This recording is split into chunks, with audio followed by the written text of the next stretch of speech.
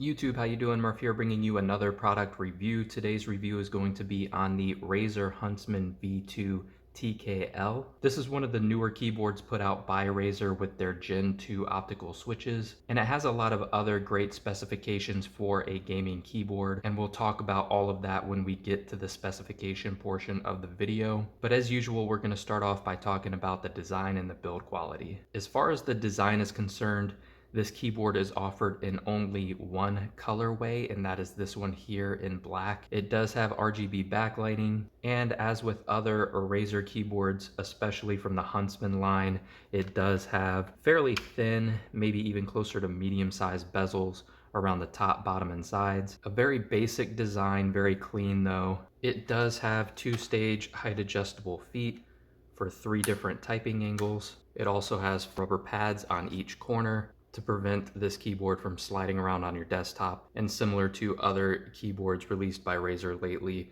you can see the For Gamers by Gamers logo kind of imprinted on this entire back side. It does have a USB-C port, and you can see that it kind of has a very specific shaped cutout there, along with these little grooves. I don't know how well the camera's gonna pick that up there, but it has these grooves that fit into the grooves on this USB-C cable. So it has a really tight connection. This keyboard's not gonna come unplugged on you very easily if you're moving the keyboard around, adjusting it while you're playing or anything like that. But more specifically, you're not gonna be able to use very many aftermarket cables because of that. So do keep that in mind if you want an aftermarket cable, or if you've already got like a really nice custom cable, you're probably not going to be able to fit it into this USB-C slot. While we're talking about the design of the keyboard, I'll go ahead and show you the wrist rest that is included as well, with the Razer logo imprinted on the top. And this is a faux leather wrist rest, and it is very comfortable. It's very soft. It does have a nice amount of padding. So if you like that, if you like a lot of padding for your wrist rest, you're gonna love this one here. I'm not one to typically use a wrist rest, but when I do, I prefer something with a little more support. So if you're somebody that likes a little bit more support in your wrist rest, you're probably not gonna wanna use this one, but it does have a lot of padding and it is very comfortable. As far as the design of the keycaps are concerned, you can see they do have RGB pass-through. They do have a very bold font, and there is no front printing on these keycaps, and that is because most of those function layer keys are up here with the function row. So you have volume controls, playback controls here, some brightness controls, things like that built into the top, and it's really convenient because if you hold down FN, it'll actually highlight those specific keys up top, which makes it really convenient if you're trying to quickly switch volume or play your music or anything like that. Now, as far as the build quality for this keyboard is concerned, the build quality is very good. It is an all plastic bodied case, but it's very rigid, feels very durable. There is no bending or flexing of this keyboard. It's also much lighter than it looks. You would expect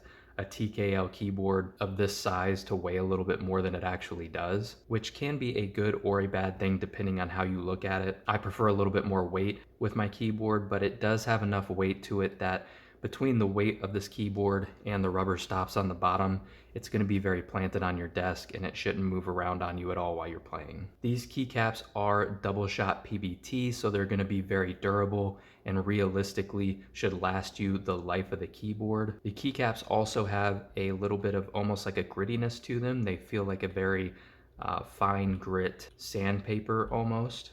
It's not enough to be uncomfortable by any means, but you are going to have a nice little bit of grip while you're gaming. The USB-C cable that is included with this is braided, so it's going to be a little bit more stiff, but it should also last you quite a long time. It's not going to bend or crease up or get messed up if you have to take the cable out, roll it up, throw it in a box or something. It's going to be very durable. The wrist rest that's included is very soft and comfortable. It is very light. It does have a little bit of flex to it if you put some pressure on it, and this faux leather feels very nice, but I can see this having some durability issues down the line.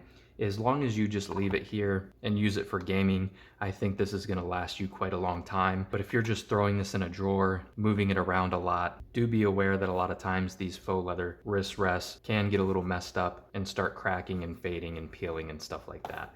As long as you're careful with it, I don't foresee that being an issue, but it is something to take note of. Now let's talk about the specifications of this keyboard. It's about 36 centimeters long, roughly 14 centimeters wide, and just over 2 centimeters tall, and that's going to depend on what stage you have those height adjustable feet at. You can raise and lower the back end a little bit. And this keyboard comes in weighing roughly 713 grams with the USB-C cable attached. This keyboard is offered in 2 different optical switch types, what they refer to as their Gen 2 optomechanical switches. It has the red linear optical switches that are the ones that I have in this keyboard here, and then it's also available in the clicky optical purple switch. It does have onboard storage that you can store up to 5 profiles on. It is a wired only keyboard, mainly because those optomechanical switches require constant power. The battery life on this would be extremely low if it had a battery in any kind of wireless tech in this keyboard. We already discussed it does have double shot PBT keycaps. The switches in this keyboard are rated for 100 million clicks. It does have macro recording,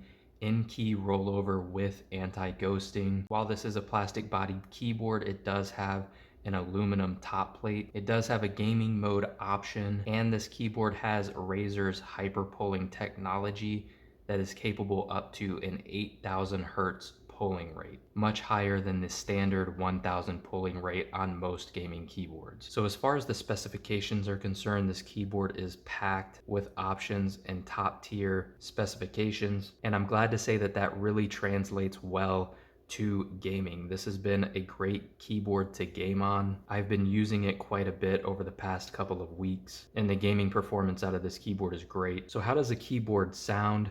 It sounds really good. Anybody who's watched my reviews on Razer keyboards in the past know that I am typically not a fan of how Razer keyboards sound. The acoustics on Razer keyboards frankly can be terrible, especially for their price points. I'm happy to say though that with these Gen 2 switches, the sound on this keyboard is actually really decent. This keyboard also features sound dampening foam that is built into the bottom, and while that's not going to really do much for the acoustics of the switches themselves, what that is going to do is fill up some of that empty space in the bottom of the case so it doesn't sound as hollow. And it really does a lot to bring down the overall sound of the keyboard in reference to just how loud it is. These keys are much more muted than what we've seen with Razer in the past, especially with Razer's red switches. And I'll go ahead and give you a quick sound test on this keyboard now.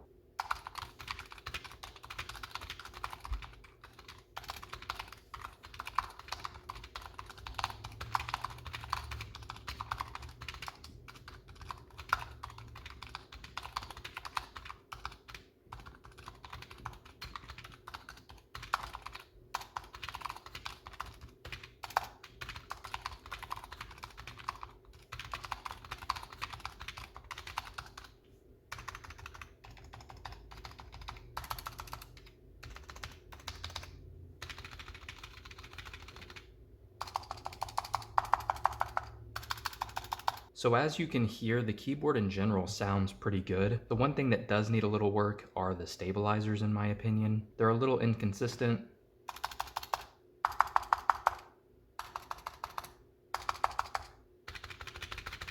But they also have a decent amount of rattle to them as well, especially the space bar.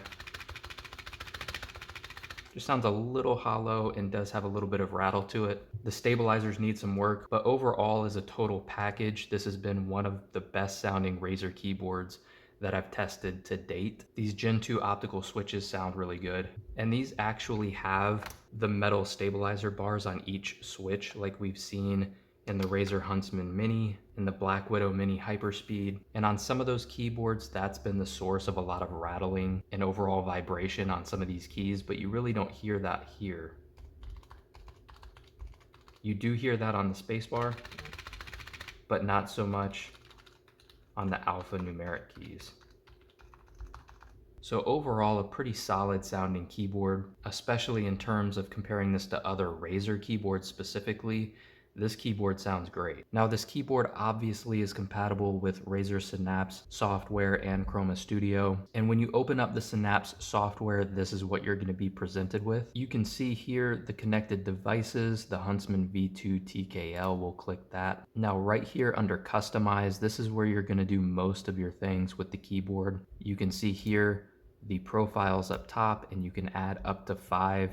And this does have onboard storage. So when you disconnect this keyboard and attach it to a different computer or just plug it back in, it is going to save these profiles to the keyboard itself. You can see here you can turn on gaming mode, which I'm going to leave off at the moment. You can also do your key switch optimization. This is going to be a typing optimization. If you're using this keyboard just to browse the web or type a report for school or something like that, this is going to add some debounce delay so that you don't accidentally have too many inputs. Gaming mode is going to turn off debounce delay, which is just going to make the keyboard more responsive and really good for gaming.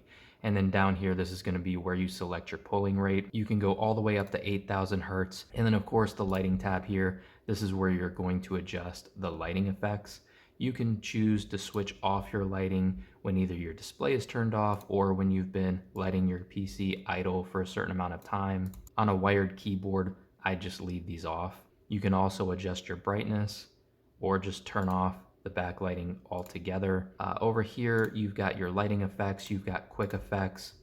Just go through a few of these real quick. You've got ambient awareness. You've got audio meter, which you're not going to see because I'm not playing any music or playing a game, but this will light up kind of in sync with some of the music you're playing or anything like that whenever it detects audio coming from your PC. You've got breathing mode, and you can select a couple different colors or just randomize it. You've got fire,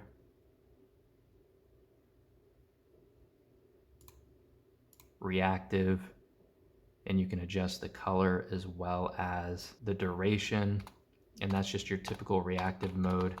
It's going to light up when you press a key. You've got ripple, which is another type of reactive mode. It's just going to radiate out from whatever key you're pressing. You've got spectrum cycling, which is one of the more basic modes. I think this is the default mode actually, where it's just going to rotate through those colors. You've got starlight.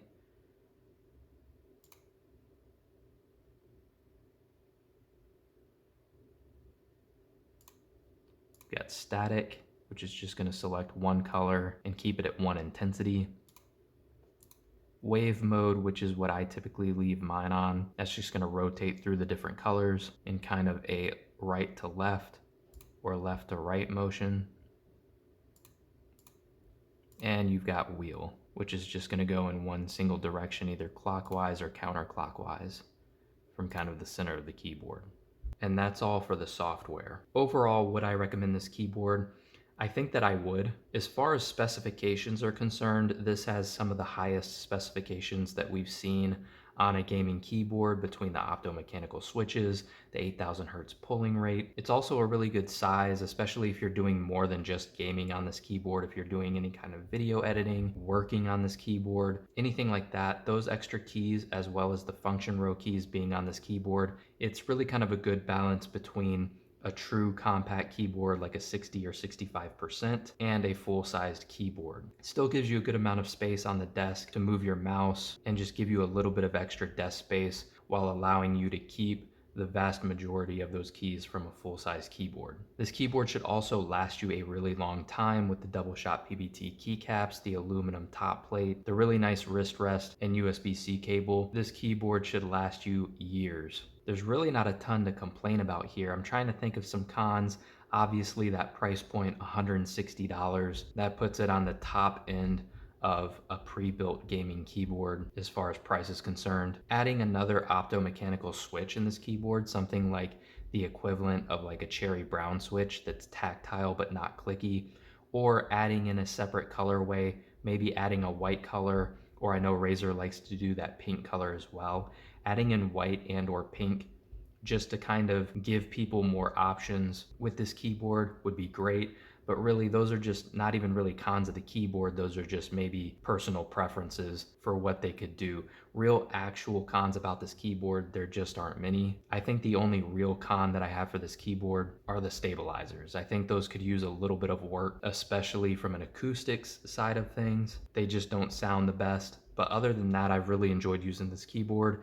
And if you've got $160 to spend and you're looking specifically for a TKL layout and you don't need any other color options and black is going to be your color of choice, you'd be hard pressed to find a better gaming keyboard than this right now, certainly from a specification standpoint. And with that being said, that wraps up the review. I hope you guys enjoyed the video, found it useful. If you did, please make sure to hit that thumbs up button. Also, if you're interested in seeing other content like this, make sure to subscribe, turn on notifications so that you can be notified of when I post new content, and YouTube will catch you later.